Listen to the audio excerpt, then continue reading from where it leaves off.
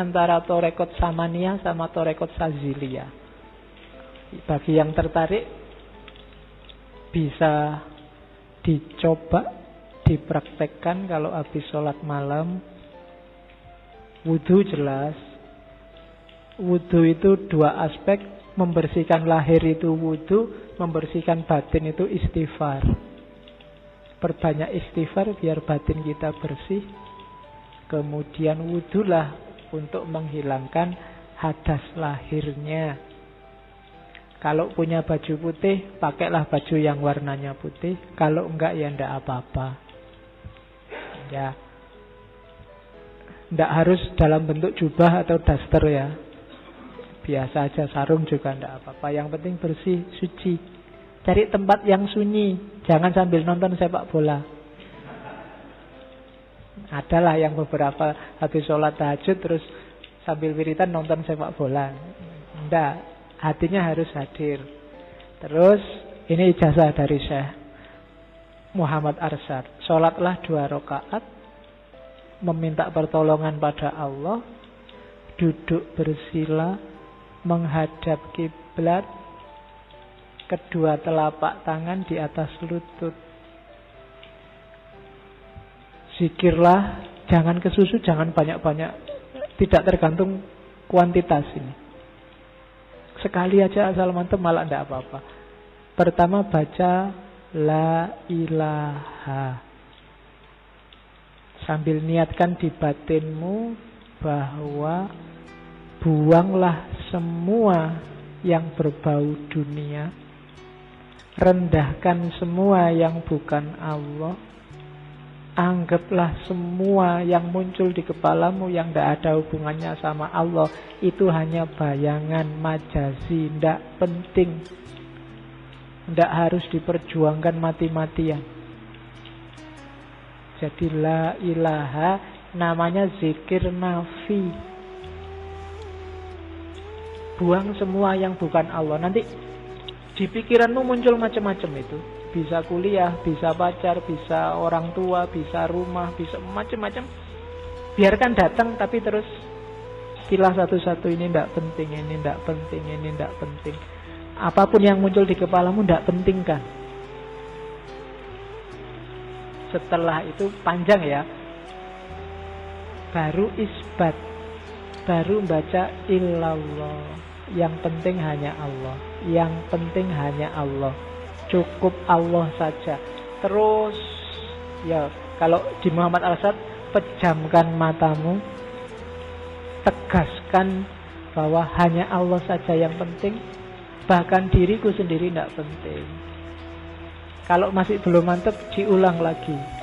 La ilaha illallah. Jangan tergantung jumlah, tergantung kemantapan. Cuma beberapa ulama memang menyarankan jumlah dengan asumsi semakin banyak kamu baca, entah di bacaan keberapa, di rentang waktu keberapa, otomatis la ilaha, semua yang selain Allah akan lenyap, illallah, kecuali Allah. Kalau mampu Nabi isbat itu, lama-lama kalau sudah mantap, zikirnya jadi pendek. Jadi tinggal Allah. Karena tadi yang dunia sudah dibuang semua, illallah, kecuali Allah. Kalau sudah sukses kamu di wirid pertama, nanti tinggal Allah saja. Maka wiridnya Allah, Allah, Allah terus. Nanti di Torekot Kholwatiyah bisa sampai 5.000 kali. Sarannya wirid Allah, Allah, Allah, Allah, Allah. Sekian ribu, nanti ada yang bilang kadang-kadang mulutmu sudah tidak mewakili lagi, detak jantungmu akan bilang sendiri. Tapi serius ya, khusyuk. Terus akan bilang Allah. Sampai nanti nyampe di level bahwa kata-kata Allah itu kan masih nama. Sudah tidak penting lagi kata-kata, yang penting Dia, Allah itu. Maka Allah tinggal kata-kata terakhir, hu. Dia, maka di torekot tertentu ada hu. Ya, boleh kamu coba. Cuma Kalau Allah sudah kamu lewati, jangan di awal kamu sudah hu. La ilaha illallah juga sudah lewat. Cuma ini agak dalam. Boleh kamu hu terus. Cuma pikirannya tidak boleh bercabang lagi. Kalau sudah di makom hu, mungkin kamu akan banyak melihat bersitan-bersitan cahaya. Jangan dipedulikan, terus baca hu. Oke, itu Torekot Samaniyah. Sebenarnya lebih dekat ke Sazilia. Ini Muhammad Arsyad. Cuma jangan di shortcut. Kalau di shortcut tidak ada rasanya, kamu tiwas capek. Nanti itu yang bikin itu semacam apa, sugesti ke dalam hu. Nanti kalau di Hindu kan jadinya om. Cuma saya takut kalau kamu pakai jadinya tolelot. Nggak. Jadi pakai hu aja. Allahu tinggal hu-nya. Dan puncaknya nanti sudah nggak ada kata. Nggak ada suku kata. Ya. Cuma kamu nggak akan nyampe ke sini kalau hanya formalitas. Saya bilang tadi ada awalannya, mubtadi tadi. Kalau hatimu masih macam-macam isinya, tidak akan nyampe. Bisa kamu lakukan, cuma hasilnya tidak maksimal. Hu-nya tidak akan mantap. Allahnya juga tidak mantap. Tidak akan bisa otomatis detak jantungmu jadi Allah. Tergantung mulut terus. Itu sama kayak kamu wirid Allah direkam di player itu kan, dia bisa wiridan Allah terus tapi nggak masuk. Oke, itu zikir. Dengan itu kita bisa fana. Ada fana faraid, ada fana nawafil. Fana yang kedua.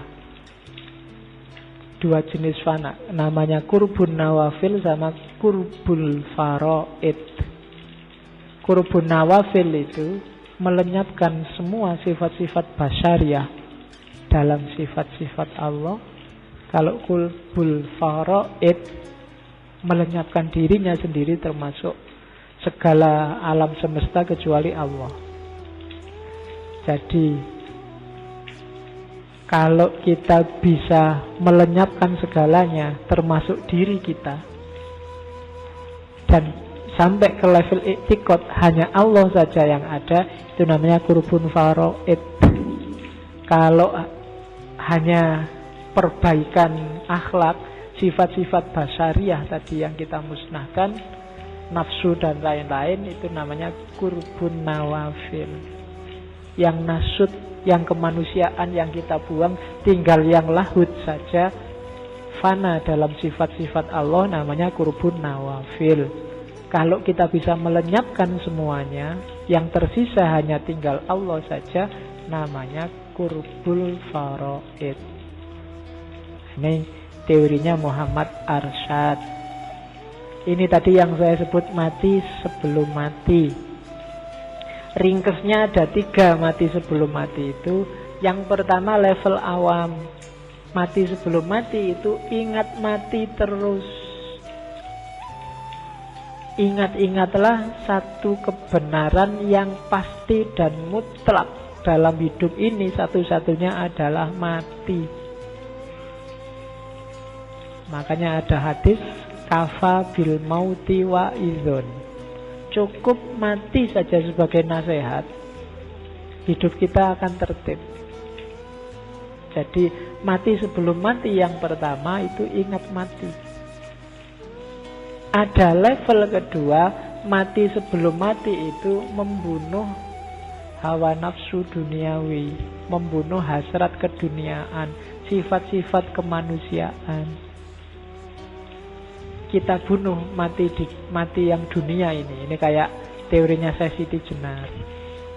Jadi yang duniawi kita padamkan, kita nyalakan yang ilahi. Itu mati sebelum mati, makna kedua.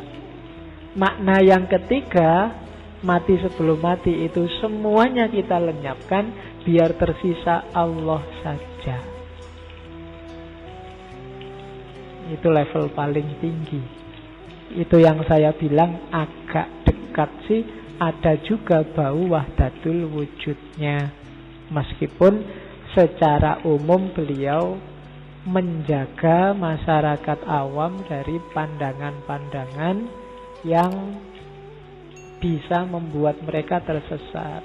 Orang awam ya syariat dulu, diajari cara ibadah yang benar lewat torekot, baru masuk ke hakikat.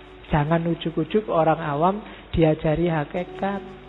Hakikat itu dari pengalaman langsung. Jangan diceritakan secara verbal pada orang awam. Itu yang dimaksud oleh Syekh Muhammad Arsyad, sehingga memfatwakan Syekh Abdul Hamid itu sesat. Jadi dia menjaga umat, tidak menyalahkan ajarannya, karena umat juga penting. Dan beliau memang posisinya saat itu sebagai mufti. Mufti itu kan dia bertanggung jawab terhadap umat dengan syariatnya. Jangan sampai rusak. Ini ada quotes kata mutiara yang unik dari Syekh Muhammad Arsyad untuk kita sebenarnya. Alim dulu hanyar sugih. Ini seolah-olah kita disuruh ilmu dulu baru kekayaan. Sebenarnya ini trik. Trik apa? Ilmu saja. Karena ilmu itu tidak ada batasnya. Bukan carilah ilmu baru cari harta. Carilah ilmu sampai tidak ada batasnya. Urusan sugih teko dhewe, datang sendiri dia. Jadi menjadi alim dulu baru menjadi kaya. Bukan berarti carilah ilmu dan carilah harta. Tidak. Carilah ilmu. Urusan harta itu implikasinya ilmu. Jangan khawatir. Allah sendiri kan sudah janji, yarfa'illahul ladzina amanu minkum walladzina utul ilma darajat.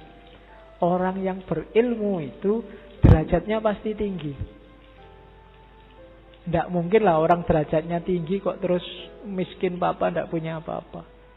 Allah pasti lebih. Atau seandainya kita tidak punya apa-apa, mental kita telah siap untuk tidak punya apa-apa. Pasti janjinya Allah terpenuhi. Cuma kita aja yang yakinnya tidak 100%. Itu yang bikin yang kuliah di fakultas tidak menjanjikan. Hari ini kamu gelisah, sesuk kerja apa? Itu sebenarnya pelecehan, penistaan bahasanya orang hari ini.